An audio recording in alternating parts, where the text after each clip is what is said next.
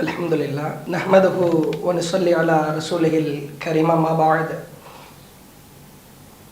எல்லாம் வல்ல ஏக இறைவனின் அடியார்கள்ல சர்வதேச உலக முஸ்லிம்களின் மக்கள் சங்கமிக்கிற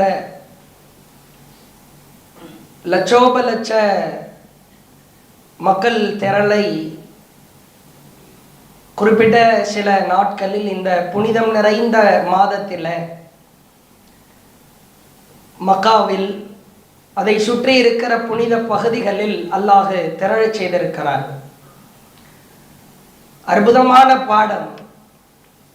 தரணி எங்கும் எங்கு பார்த்தாலும் லப்பைக் முழக்கங்கள் தான். இறைவா வந்து விட்டேன், லப்பைக் அல்லாஹும்ம லப்பைக், லப்பைக் லா ஷரீக லக லப்பைக், இன்னல் ஹம்த் வன் நிஅமத் லகவல் முல்க் லா ஷரீக லக். எங்கு பார்த்தாலும் தக்பீர் முழக்கங்கள் மிகப்பெரும் ஆச்சரியமாய் திகழ்கிறது. கிட்டத்தட்ட 30 லட்சத்திலிருந்து 50 லட்சம் மக்கள் ஒரு இடத்திலே ஒன்று குழும முடிகிறது என்று சொன்னால் அத்துணை பேருக்கும் உண்ண உணவு கிடைக்கிறது, இருக்க இடம் இருக்கிறது, குடிக்க நீர் கிடைக்கிறது. எந்த உணவை உண்டார்களோ அந்த இயற்கை தேவையை நிறைவேற்ற கழிப்பிடங்கள் இருக்கிறது.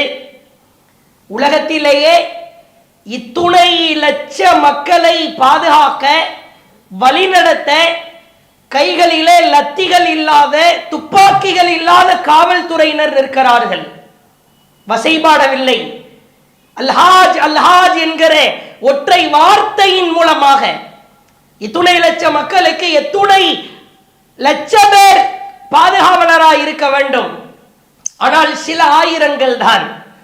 இங்கே இரு என்று அல்லாஹ் சொல்கிறான், ஏன் இருக்க வேண்டும்? கேள்வி இல்லை. இங்கே தூங்கி என்கிறான், ஏன் தூங்க வேண்டும்? இங்கே ஓடு என்கிறான், ஏன் ஓட வேண்டும்? கேள்வி இல்லை. இந்த இடத்திலே தண்ணீர் குடி என்கிறான், ஏன் குடிக்க வேண்டும்? எந்த கேள்விகளும் இல்லாத ஒரு அற்புதமான தீண்டாமை ஒழிப்பு பிரம்மாண்டமான மாநாடாய் அங்கே நடந்து கொண்டிருக்கிறது. இன்றைக்கும் இந்திய அளவிலே பார்க்கலாம். ஆட்சி கட்டிலில் அமர்ந்ததற்கு பிறகு தங்களின் வெறித்தனத்தை ஆரம்பிக்கிறார்கள்.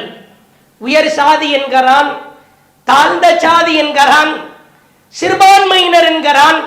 நீ யாரடா எங்களை பார்த்து சிறுபான்மையினர் என்று சொல்வதற்கு? நீ யார்?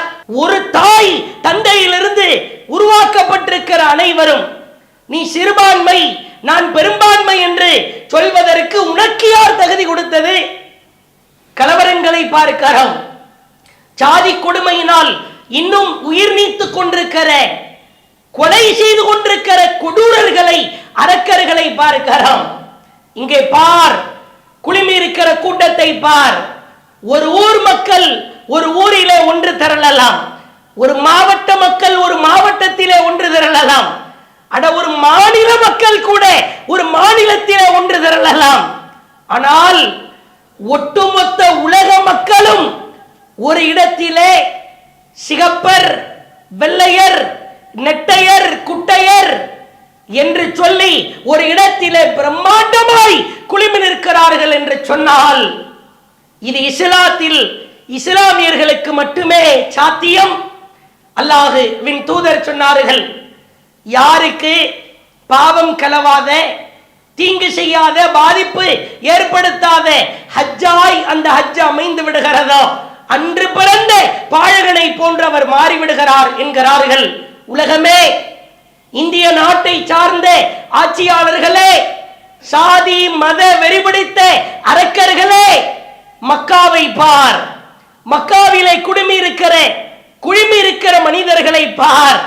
ஜாதி கொடுமைகளை எல்லாம், மத கொடுமைகளை எல்லாம் குழி தோண்டி புதைக்கிற ஒரு மார்க்கத்தை பார் என்கிற அன்பான ஒரு அழைப்பையும் வேண்டுதலையும் விடுத்துக்கொண்டு, முஸ்லிம்களில் அதிகமான பணம் இருந்தும் பொருளாதாரம் இருந்தும் ஹஜ் கடமையை நிறைவேற்றாதவர்கள் விரைவாய் நிறைவேற்ற வேண்டும். அந்த பாக்கியத்தை அல்லாஹ் கொடுத்திருக்கிறான். அதுதான் இறுதி கடமை.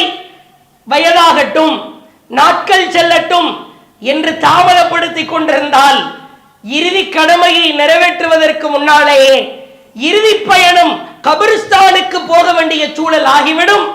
இஸ்லாமியர்கள் பொருளாதார வளம் கொண்டவர்கள், இந்த அற்புதமான பாக்கியத்தை நாம் அடைவதற்கு கடமைப்பட்டிருக்கிறோம். அல்லாஹ் இஸ்லாமிய மார்க்கத்தின் சட்டங்களையும் தத்துவங்களையும் ஒட்டுமொத்த உலகத்திற்கும் பரவச் செய்வானாக.